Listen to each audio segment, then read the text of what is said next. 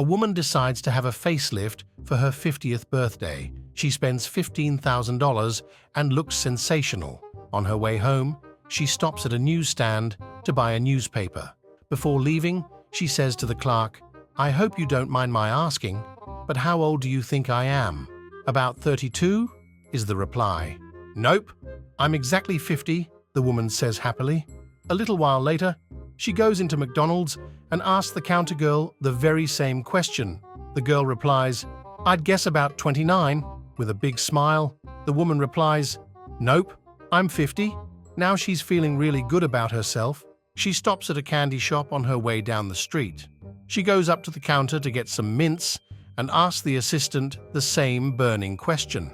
The clerk responds, "Oh, I'd say 30. Again, she proudly responds, "I'm 50, but thank you." While waiting for the bus to go home, she asks an old man waiting next to her the same question. He replies, "Lady, I'm 78, and my eyesight is going. Although when I was young, there was a surefire way to tell how old a woman was. It sounds very forward, but it requires you to let me put my hands under your bra. Then, and only then, I can tell you exactly how old you are." They wait in silence on the empty street until her curiosity gets the better of her. She finally blurts out, "What the hell, go ahead." He slips both of his hands under her blouse and begins to feel around very slowly and carefully. He bounces and weighs each breast, and he gently pinches each nipple. He pushes her breasts together and rubs them against each other. After a couple of minutes of this, she says, Okay, how old am I?" He completes one last squeeze of her breasts, removes his hands and says, "Madam, you are 50. Stunned and amazed, the woman says, "That was incredible. How could you tell?" He replies, "I was behind you at McDonald's." A couple taken a beautiful young lady as a lodger. She asked if she could have a bath, but the woman of the house told her they didn't have a bath, but if she wanted to, she could use a tin bath in front of the fire. "Monday's the best night, when my husband goes out to darts," she said. The girl agreed to have a bath the following Monday. After her husband had gone to the pub for his darts match, the woman filled the bath and watched the girl get undressed. She was surprised to see that the lass didn't have any pubic hair. She mentioned this to her husband when he came home. He didn't believe her, so she said, "Next Monday, don't go to darts. I'll leave a gap in the curtains so you can see for yourself." So the following Monday, while the girl again got undressed, the wife asked, "Do you shave?"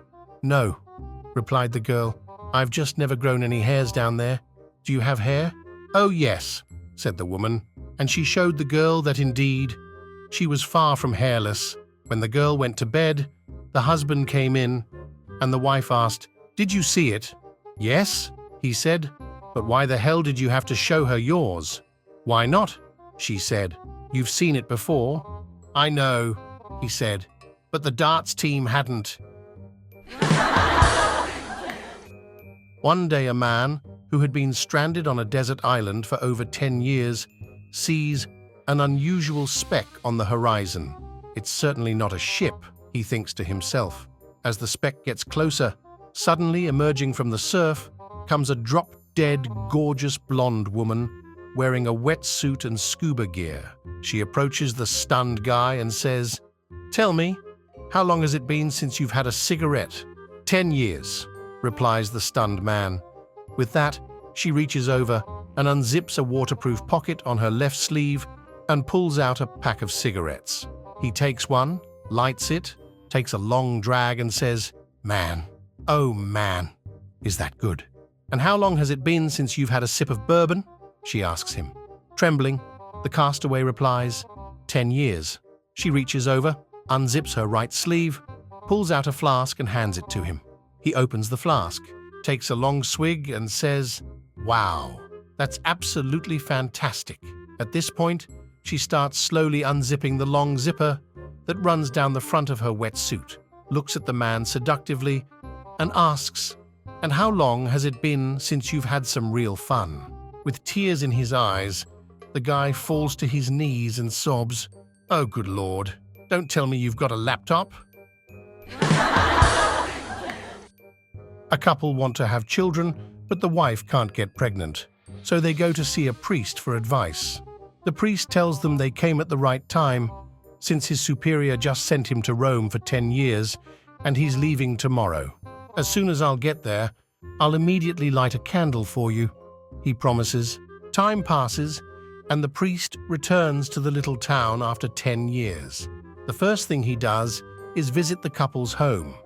He can hear a crazy loud noise when he knocks on the door. The wife opens the door.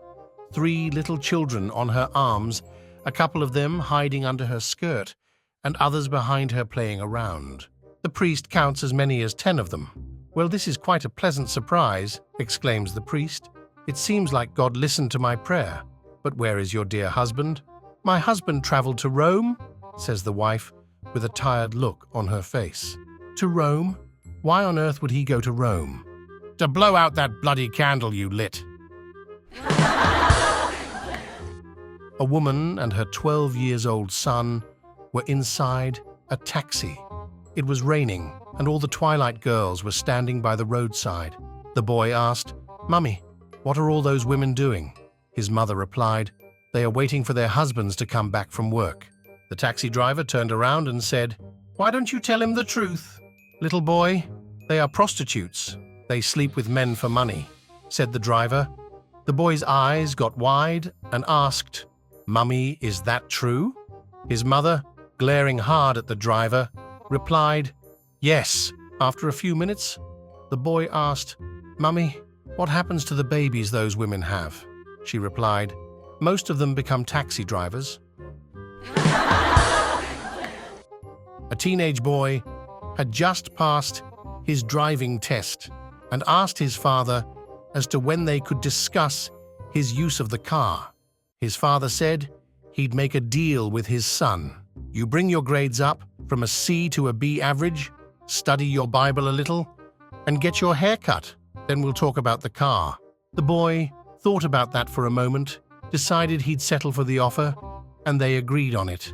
After about 6 weeks, his father said, "Son, you've brought your grades up, and I've observed that you have been studying your Bible, but I'm disappointed you haven't had your hair cut."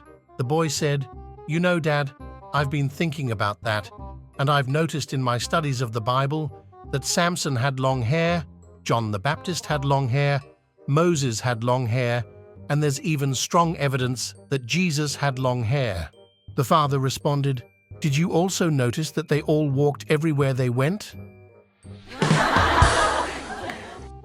The bell rang for school to start, and little Johnny walked in late. Mr. Clark asked, "Johnny, why are you late?"